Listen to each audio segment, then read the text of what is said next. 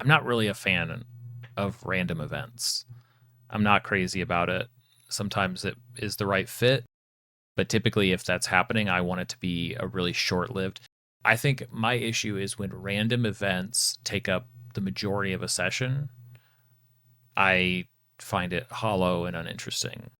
The two arcs you've run so far were a bit more streamlined. Railroadies were all new, but now I'm in a moment where the PCs are going to do a big travel. It'd be fun to let them decide their own path. Your current idea is to make a hex grid with icons. Take them X days to travel to a new hex, and then they can explore it. But how did you tackle travel? So the way that I would tackle it might be different than what you're talking about, but I'll answer it in both ways. So when I'm thinking about travel, I'm gonna be. Let's see. Can I just get a like this? Cool. So when I'm talking about travel, like my party is gonna start down here, at Quest Rock.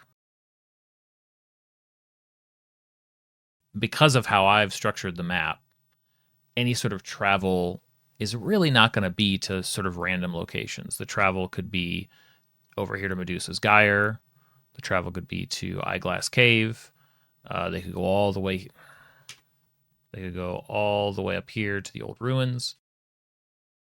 So I would look at those travel encounters if I wanted to use travel encounters for this particular campaign. I'm not doing that really in the same way. But if I wanted to, I would say, okay, in between these two locations, what kind of encounters make sense? Maybe they're encounters that are a preview of what they're going to find at the old ruins, right? Or maybe because they pass through so much of the forest, it's all going to be basically survival as they spend a ton of time going through the jungle. And I'm just going to spend time thinking about a few different kind of not quite random necessarily, but I'm going to think of interesting encounters that I'm excited to run that have some meaning, but I'm obviously not going to spend as much time as I would on a bigger moment. So that I would think about it in terms of the what's in between those things and what would be a good foreshadowing of that.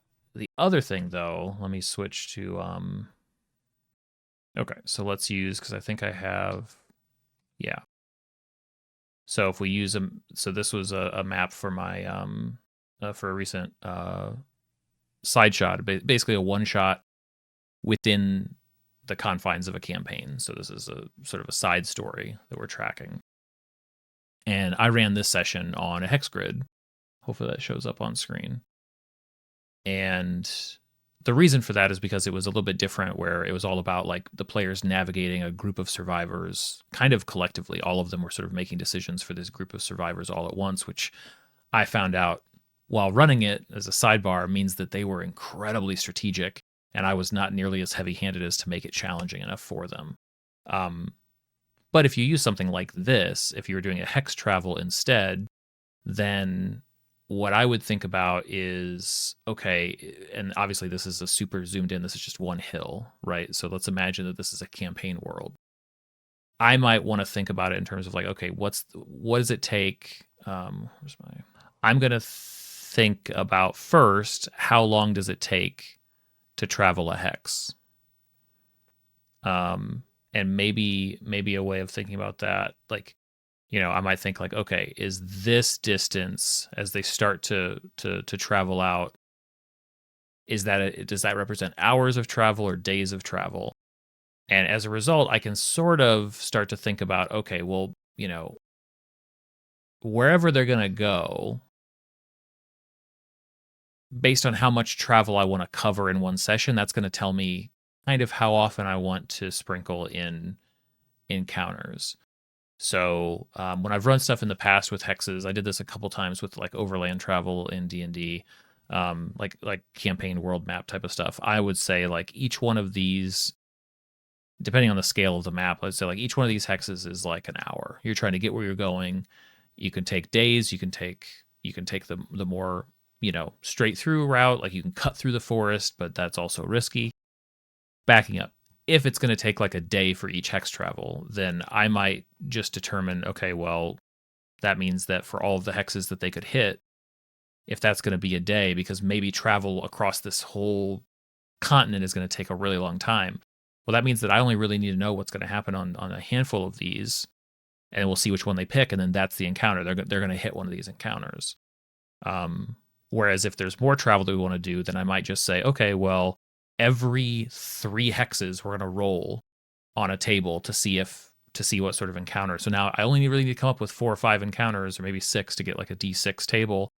And then, okay, how many travel? You guys go 1, 2, 3. Okay, stop. Let's roll and see what happens. So world maps are probably like 2 to 3 days per hex. 1 hour, 3 mile hexes also. Yeah. So I would either if you're feeling like it, you could probably come up with a handful of small encounters and sort of place them on your copy of the grid, and then depending on where they go, you know what they're going to hit. Or come up, maybe it doesn't matter exactly which encounters happen where, and you make a table. And every time they go a certain number of hex grid spaces, or maybe every grid they go on, they get to roll. You can make a table.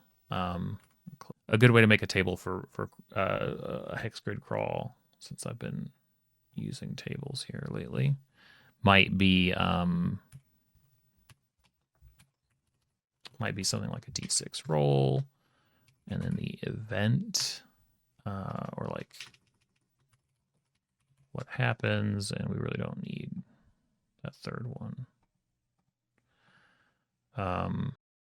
You could do something like, I don't know, if you're just like traveling through, it's like going to be attacked. You're going to, run into bandits, like attacked by wolves. You're going to find some strange cursed treasure, empty shack and a weird note. And then it could be something like 5 or 6. It's like, and if you make a table like that for yourself, you can have the players roll on every single one, and if they hit a 5 or a 6, you go, okay, nothing happened, go again. Eventually, they will hit one of these, maybe right away, because it's a lot more likely for them to roll than not. And you can say, okay, well, this is for like along the trail. And then you could take the whole thing and say, okay, and this is when, like, if they're walking, in the forest, and now these change, and now you have, like, you're starting to develop actually a fairly sophisticated, like, okay, well, what space were you on? You rolled the D6 and you hit a 4 and you're in the forest. And now I look here. You could really start to give yourself a lot of really interesting options as they traverse without a ton of work. Like, these don't have to be intense encounters. Obviously, like, you could prep any amount of it that you want. Probably like improv for some of it, except for like, what's the weird note? What's the cursed treasure? There'd be some stuff that you'd have to prepare ahead of time, probably. But yeah, that'd probably be how I'd approach it. I've gone back and forth on it. I don't know if I can say that I'm not really a fan of random events. I'm not crazy about it. Sometimes it is the right fit, but typically if that's happening, I want it to be a really short-lived. I think my issue is when random events take up the majority of a session, I find it hollow and uninteresting. So if we're trying to figure out, like, okay, how taxing is the travel, and we're going to roll on a table and it's like, you have exhaustion, you guys lost something along the way, actually you met somebody and you got a tip, you got a clue about this next town that we're going to, that's fine. I'll make a rolling table for that. Those are random events that I like. But if it's like an event like, you were attacked by 3 like devils, like what are they, bearded devils or whatever, you're attacked by them on the road, or you're attacked by them wherever you're traveling, that combat could take like an hour, which, depending on how long a session is, it's like a third to a half to more than half of it. It's like, I don't want to dedicate that much time to an encounter that I haven't really thought about, besides like, 3 random creatures in a forest clearing fight. But that's you don't have to do things like me. Whatever your preference is, do that. Another way to think about the travel and the rolling, just to throw another one in there, is you could say you could have an idea that you put the most thought into for travel. Like, okay, they're traveling to this flooded city, or they're traveling to a dwarven mine. They're traveling to the dwarven mine. And because of that, you're like, okay, well, I think that it would be really interesting if they ran into a thief that was captive there for a long time who has just escaped. Somebody's basically escaping with like dwarven gold. That'd be really fascinating. But you want there to be some element of randomness in how they experience that, because you don't know where they could travel. You don't know how long before they get a roll. Okay, take that event of there's a thief leaving the dwarven mines with a bunch of gold, and let's break it down, create a little timeline. And so here's one version of that event, which is, let's say they roll a 1 on the d6, and the 1 is they literally catch a thief with bags of dwarven gold escaping, and who's trying to like kind of cover for themselves and what's going on. And maybe now the party feels like they have the upper hand. They can cut a deal for some of that gold, right? They'll hear about this when they get the dwarven mine. They'll hear about that they're looking for somebody, but right now it's up to them. What do you do what does the party do when they basically run up against like a prison escapee? That's really interesting. Okay, so that's if they rolled like a 1. If they rolled a 2, what if instead they find some of that? They find like a trail. Like they're going to the dwarven mine, and then they see there is dwarven gold that is leading into the trees over there. Like, are they going to, maybe they'll just collect it? Will they use it to like change course and they go after the thief? Like they don't know what the deal is yet. Maybe they'll do nothing. Maybe they'll give the information to the dwarves. That's another interesting way. Maybe if they rolled a 3 on the d6, it's like they find a couple of other people who are like talking about like, yeah, you won't believe, like we just got this stuff from this guy coming, that was running through here. We can't believe it. And then the party asks about it and they shut up, they get quiet.